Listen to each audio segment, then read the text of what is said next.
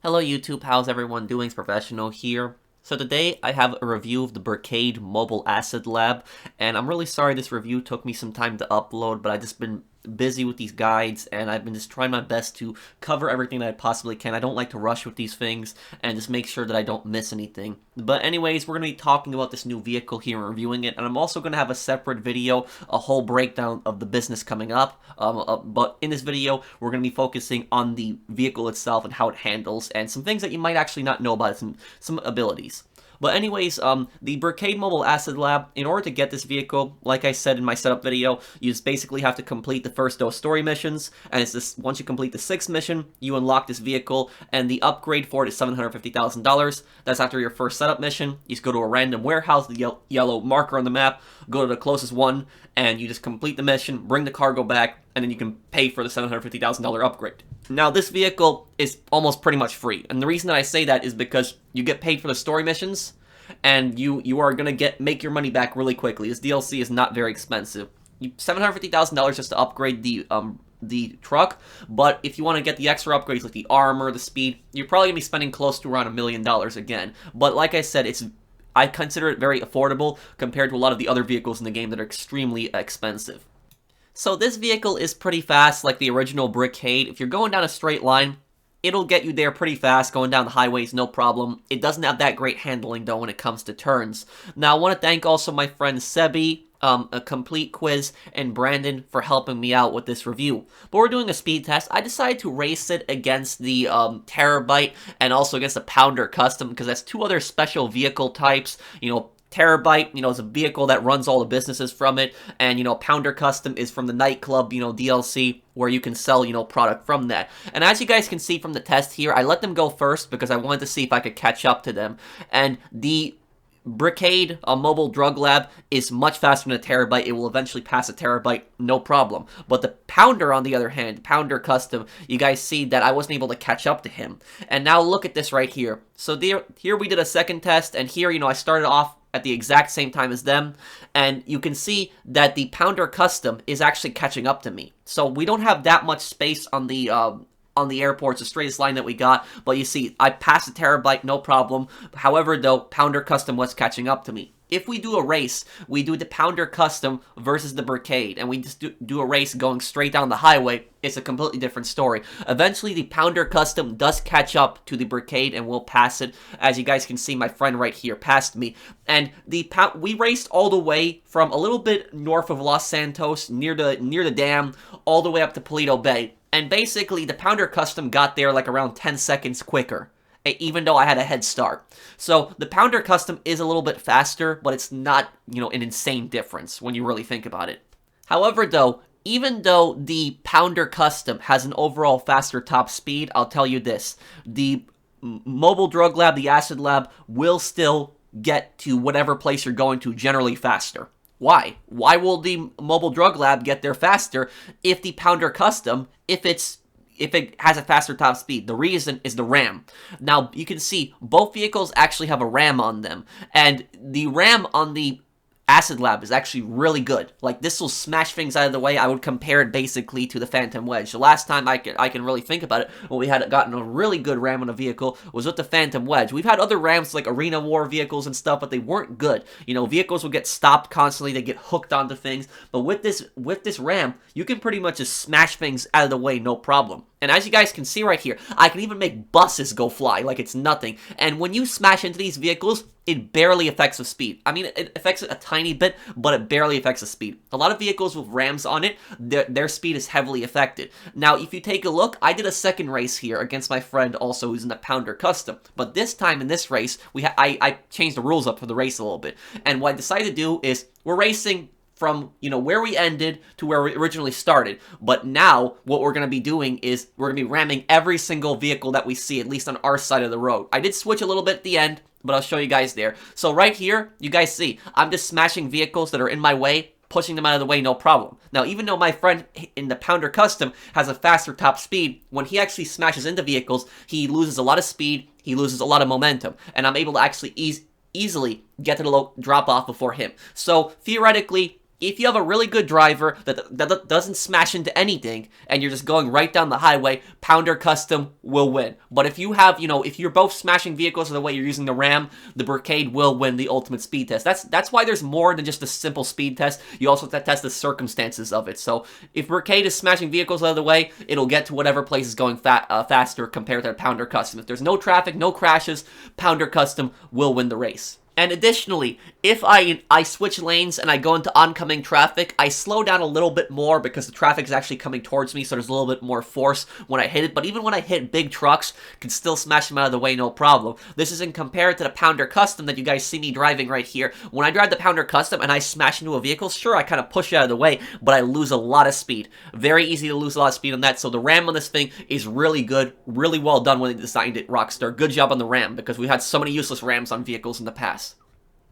And there's also something else that I want to talk about that I really haven't seen many people talk about, and this I think is very important. And I don't know if you would call it a special ability of the vehicle, but it's definitely something useful to know. And that is that if you ever have a wanted level, even if it's 5 stars like me, like I have half the cops in Los Santos on me at this point, is you can actually use the Acid Lab to escape the cops instantly. How? All you basically gotta do is just get inside the Acid Lab. That's it. Once you get inside the Acid Lab, you instantly lose the cops. As you guys see right here. You don't believe me? You can test it. When you have any kind of one level, just go right inside the Acid Lab, you'll lose the cops. And this also works in the Avenger, it works in the MOC, it works in the Terabyte, it works in the Kasatka. So any kind of, those special vehicles that you can spawn and they have their own interior inside, whenever you go inside them, you'll instantly lose the cops. So keep that in mind. If you have a bunch of cops and you can spawn it, then go towards it, go inside, and you'll lose the cops. Additionally, about the Acid Lab, is the Acid Lab can also hold 6 players. So a driver, a front passenger, and it can hold 2 people on each side. And the people that are actually on each side, they can actually shoot assault rifles off the side. But the reality is that most people are not going to be held on for very long, because this is a very wide vehicle, and its handling is not good. Like I said earlier, it doesn't handle turns really well. In order to handle a good turn, you have to be really slow with this vehicle. You can't make a sharp turn with this vehicle when it's going fast, and because of that, what's going to happen is the people that are actually hanging out on the side of the vehicle are constantly going to get hooked onto something and fly off. Front passenger is going to be safe, but everybody else hanging on the side, not so much. Okay, so let's talk about the mines that this vehicle has, because it does have a lot of mines very similar to the Arena War vehicles.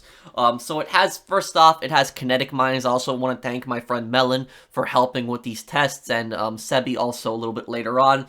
But anyways, the kinetic one, the first one, this is probably the most common one that people have. Kinetic, a lot of people think this is just explosive, but it basically makes your vehicle go flying in a different direction when it gets hit, and you can see that he's in a civilian vehicle, not even an armored vehicle, and I put down 5 mines at once, and it just basically makes him go flying, and it doesn't even blow him up. Eventually, if I put down enough, it'll blow him up. But personally, I just don't think that kinetic are worth it. Now, the next one we have is Spike. Now, Spike mines, these are basically mines that just take out your tires. If you're going up strictly against NPC vehicles, if you're worried about NPC vehicles and cops chasing you, this will probably help you out a lot, because it'll pop their tires, make them crash, very effective in that, and you don't have to worry about them catching up to you again. However, though, Spike mines are pretty useless against players, because most players have bulletproof tires, and I've tested it against a vehicle like the Night Shark. I tested it against the Night Shark, and most people, like I said, have bulletproof tires, so this isn't going to affect them. So if you're using it just against NPCs, and cops, okay, but if you don't expect this to help you against players chasing you, most people have bulletproof tires. EMP, this is the one I like personally. I think EMP is the most useful one out of them all. EMP basically disables your vehicle for a few seconds, electromagnetic pulse. Now, the reason I think EMP is the best one against both cops, hostile gangsters, and players, because it disables everyone's vehicle. No matter what vehicle it is that runs it over, it gets disabled. And this gives you plenty of opportunity to run away. And as you guys can see right here, one of my friends here, Sebi, he was chasing me and trying to blow me up. I told him to do this, so, he wasn't griefing or anything. But, basically, he was doing this typical thing that you would see, like, a lot of griefers do. Because I know people do this. I've seen people do this. They take, a Night Shark, they throw sticky bombs at you, and then right when you're about to kill them, they just teleport right back into their apartment with a heist invite. People do that all the time. It's really annoying. But, anyways, with this, if somebody comes after you, you can just keep throwing EMP mines down, and it'll disable their Night Sharks, and they're going to get pissed off, and eventually they'll probably give up, and they'll probably go after somebody else. Additionally, When you disable their vehicle, you do have a chance to shoot them out, and depending on the vehicle, some people might have a little bit more armored windows, but you can try to get an AP pistol out, and you can shoot from the back, and they can't shoot you out the back. They can only shoot you out the front. So this does give you an advantage here. They'll probably teleport back to their apartment with their stupid heist invite, because these guys are too scared to die most of the time when they, abuse a night shark or another vehicle, but it'll be a nuisance for them. They try to go after you, EMP them, shoot at them, they'll give up, go after somebody else typically. Next one that we have is Slick. Slick, a pretty useless, mine again. It basically is just, think of it as just a big mud mine. It just basically makes it all slippery. And Sticky is pretty much what it is. It kind of holds you into an area for a little bit, kind of similar to Slick again. So I personally think, if you're gonna go for one, it's either gonna be Kinetic, Spike, or EMP. I personally, EMP. Like I said, EMP works against everything. Kinetic will just make their vehicle fly to the side. Put a little bit of damage on it, to be fair, but it'll make their vehicle fly to the side. Spike will pop tires, but a lot of people have bulletproof tires, so just make sure you keep that in mind. Now let's talk about the damage on this thing, because the armor on this thing is extremely impressive, and this is probably the part that almost everyone is talking about. So you guys are seeing me right now just shooting the Brickade heavy revolver, and you're probably thinking, what the hell are you doing? Well, what I'm doing is I'm actually shooting the gas tank specifically on the Brickade. Now, a lot of people actually don't know this, but a lot of vehicles that have, a lot of trucks that actually have gas tanks like this that you can see on them are actually weak spots, and if you shoot them enough, it explodes. However, on the Brickade, the armor buff has also increased this, so the gas tank on this thing is not going to explode. Now, if you actually compare this to the standard Brickade, which this is, based on, because this is just an upgraded version of it, then you can see a few shots at heavy revolver, and the thing explodes. The original actually had a weak spot with the gas tank, the new version doesn't. As for the windows are kind of strange. We've seen it in some of these other vehicles where the windows are temporarily bulletproof, I would say. If you fire a few shots at the window, nothing's going to go through. But eventually, after I'd say a magazine of an M16, the bullets are going to go through and it's eventually going to break the window. So the initial shots that land in the window, nothing's going to go through. Driver and the passenger are going to be safe. But after a number of shots, and it doesn't take that much, the windows are going to crack. And it's the same thing on the side. The side windows, they're smaller, but it's also the same thing. The side windows is eventually, after a few shots, the windows will crack and then you can shoot the people out of it. Now, in terms of actual damage this thing takes and explosives, how much does it take?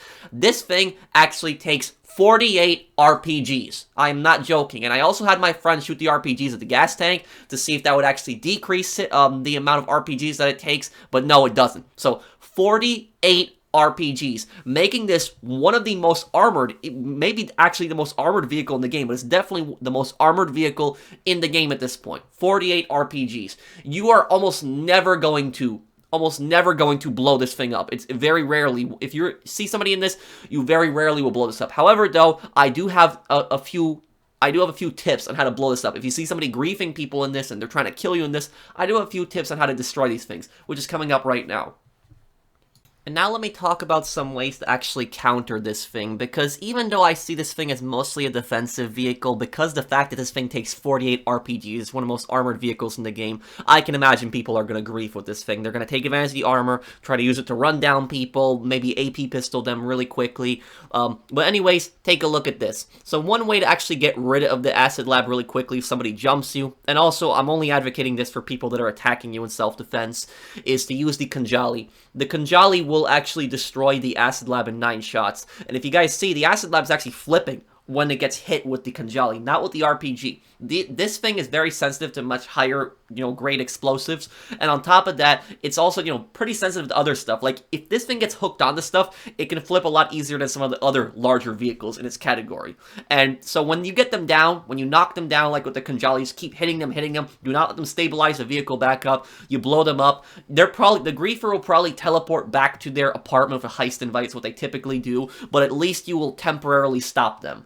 Additionally, if you're going to be using a Kanjali, you're going to want to get the surprise on them because they're going to see it on the map, and so you're going to want to spawn this right when they're coming towards you, or maybe surprise them like with off the radar. Now, another way that you can destroy this thing, this is a little bit quicker, but it's also a little harder, and that is to use the flat cannon. The flat cannon is actually part of the anti-aircraft trailer, so you need to purchase the anti-aircraft trailer, you need to have a bunker.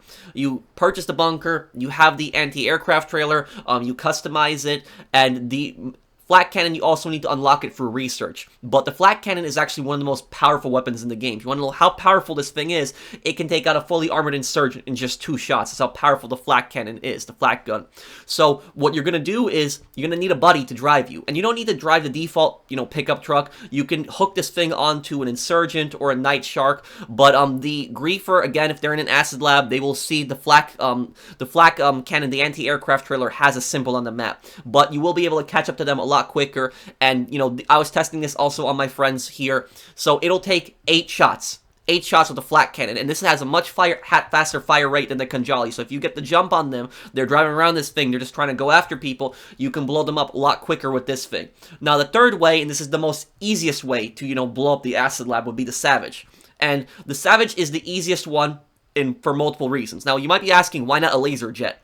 The reason why not a laser or a Hydra is because, one, they'll see it on the map. It has a specific icon. The Savage just has the helicopter icon. Doesn't have a specific icon for that. So if they're going to see the helicopter icon, the Savage is not a common vehicle. It's a vehicle a lot of people use, sure have it, but they don't typically fly it around in free mode. So you don't see it that often in free mode. So the Griefer, they're driving around Acid Lab just killing people. They're going to think it's just some regular helicopter. They're going to think it's like a buzzard, something else. They're going to think you're going to try to kill them with missiles, but you're not going to be using missiles.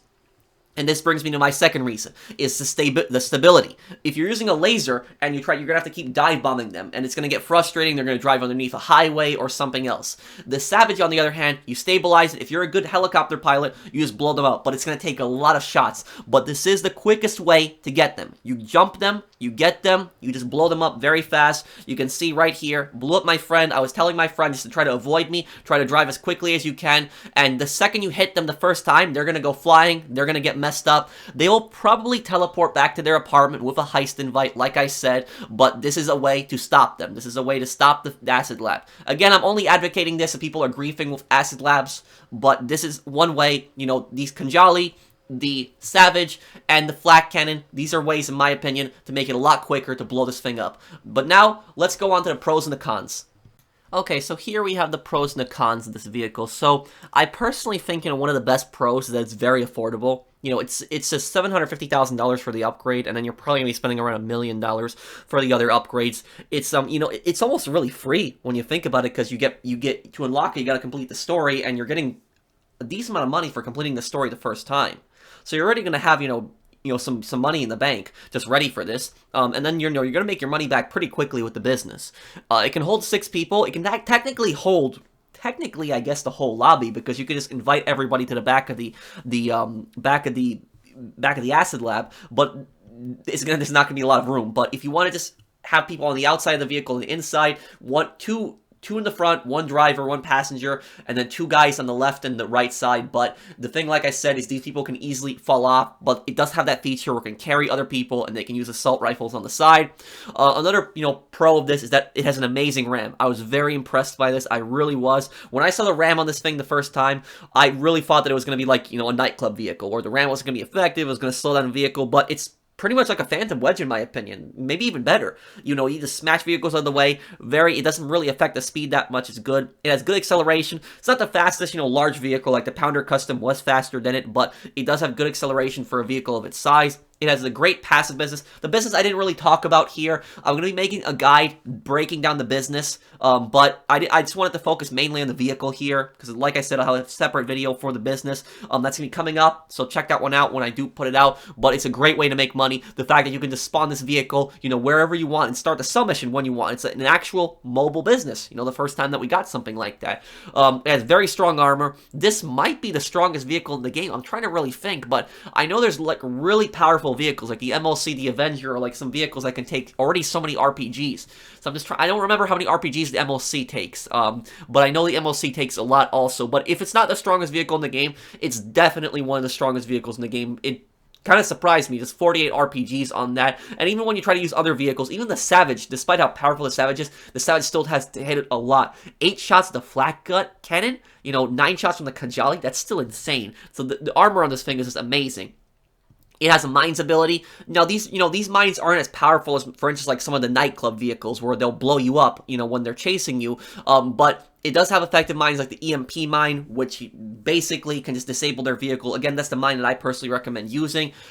It can lose cops instantly. I don't think a lot of people, give credit to that. I don't think a lot of people talk about that. I don't know why so many people don't talk about that in their reviews and, and the discussion of the vehicle. Is this thing can lose cops instantly. I don't think that that's necessarily a feature of the vehicle. I think it's just more of a side effect because when you teleport inside the business, it's like an interior, pretty much is an interior, but it's like almost like a different world when you think about it. It's like, a completely different place that you're in, and technically it's the back of the vehicle, but the point is like a completely different place, and you lose the cops instantly. So it is a way. So when you have cops and you don't want to deal with them, you don't have time to call Lester or something like that, Lester's on cooldown, you can just drive up to this thing, get into the back of it, you lose cops even if it's 5 stars. The cons are very, very few cons. I was actually kind of struggling to actually think of cons because there's so many positives with this vehicle. But the cons are this thing is bad at turning. This thing has been bad at turning ever since, the CEO crates when the Brickade first came out in June of 2016. I remember this thing. I've used this vehicle a lot before it was even converted into an acid lab. I sold crates with this vehicle a lot. I know it has good acceleration, but it's not that great at turning. You have to make turns quickly with this thing. It's not good. There's actually larger vehicles that are actually better at making turns than this thing is. Another thing is people can easily fall off the side. But, I did want to, I guess that technically is a con, but at the same time, I don't blame them because they're barely hanging on to something. That's, when people are hanging on to the side, you gotta be very careful to hook them onto something, and it can flip easily. So if this thing gets hooked onto something, if it hits, like, the wrong traffic light or something like that, or it hits the side of a building, it can flip a lot easier. It's a lot more sensitive.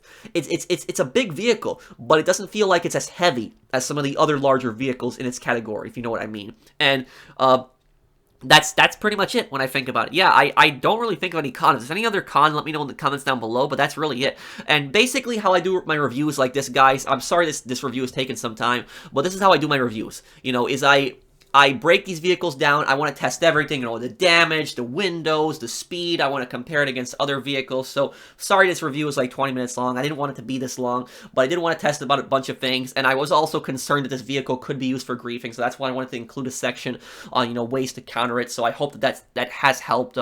If you guys do enjoy these reviews, do drop a like. It does help me to make more content like this. Again, I have a guide on the businesses coming up, and when I look at these vehicles, even if it's the most amazing vehicle or it's the crappiest vehicle, I always try to find something bad with the most amazing vehicle, and I always try to find something good about the worst vehicle. That's how I do my reviews. I always try to find some pros and some cons in everything, no matter if it's a terrible vehicle or a good vehicle. So thank you guys for watching. I hope you guys like the organization of the video and the sections that I put down below, and I'll see you guys on the next one. Thank you guys for watching. Take care, everyone. Have a wonderful day, guys.